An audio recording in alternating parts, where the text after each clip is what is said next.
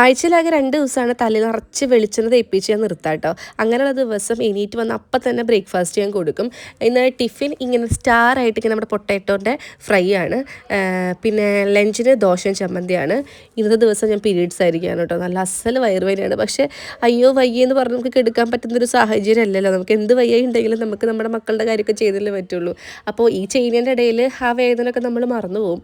അപ്പോൾ ടിഫിന് നമ്മൾ ഈ ഒരു പൊട്ടാറ്റോ ഫ്രൈയും സോസും വെച്ചിട്ടുണ്ട്. ലഞ്ചിന് നമുക്കിന്ന് ദോശയും ചമ്മന്തിയാണ്. കാശിക്കുട്ടൻ പോണില്ല കേട്ടോ.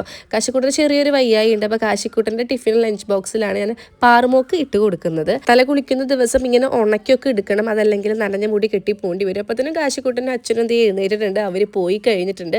നമ്മളിപ്പം മുറ്റത്ത് നന്നായിട്ട് വെള്ളം നനയ്ക്കണം, അല്ലെങ്കിൽ നല്ലോണം പൊടി വരുന്നുണ്ട്. അപ്പോൾ ഞാനും കൂടെ ബ്രേക്ക്ഫാസ്റ്റ് കഴിച്ചിട്ട് മേലെ പോയിട്ട് ഒന്ന് കെടുക്കാമെന്ന് വിചാരിച്ചു. പിന്നെ എൻ്റെ ഈ ഒരു യന്ത്രത്തെ പറ്റി ഒരുപാട് പേര് ചോദിച്ചായിരുന്നു.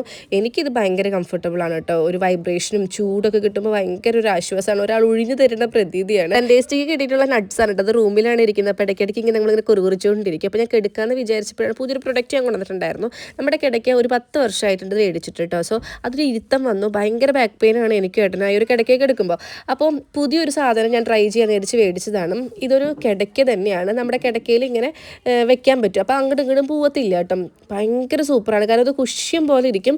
ശരിക്കും ഒരു പുതിയ ബെഡ് മേടിച്ച് എങ്ങനെ അതേ കണക്കിന് ഇരിക്കും കേട്ടോ. പുതിയ ബെഡ് മേടിക്കണമെന്ന് ആഗ്രഹിക്കുന്ന ആൾക്കാർ ഇത് മസ്റ്റായിട്ടൊന്ന് ട്രൈ ചെയ്ത് നോക്കിക്കോളൂ. അടിപൊളിയാണ്. ഇപ്പോൾ ഹോസ്റ്റലിലൊക്കെ പഠിക്കുന്ന പിള്ളേർക്കും ഇതൊന്ന് ട്രൈ ചെയ്ത് നോക്കാം കേട്ടോ. കാരണം ഇത് വേർത്താണ്. 1500 രൂപയ്ക്കാണ് ഞാനിത് പർച്ചേസ് ചെയ്തിട്ടുണ്ടായിരുന്നത്. പിന്നെ എൻ്റെ കിടക്കും നമ്മുടെ പാറുമോളുടെ കിടക്കും തമ്മിലൊരു ഏറ്റക്കുറച്ചിലുണ്ടായിരുന്നു. അതും മാറി കിട്ടിയപ്പോൾ ഞാൻ ഭയങ്കര ഹാപ്പി ആയിട്ടോ. അപ്പോൾ വെൽവെറ്റിൻ്റെ ബെഡ്ഷീറ്റും കൂടി ഇട്ടിട്ട് നമ്മുടെ റൂം നമ്മൾ സെറ്റപ്പ് ആക്കിയിട്ടുണ്ട്. ഈ കിടക്കേ കിടന്നിട്ടുള്ളൊരു ബാക്ക് പെയിൻ ഉണ്ടാവില്ല എന്ന് വിചാരിക്കും.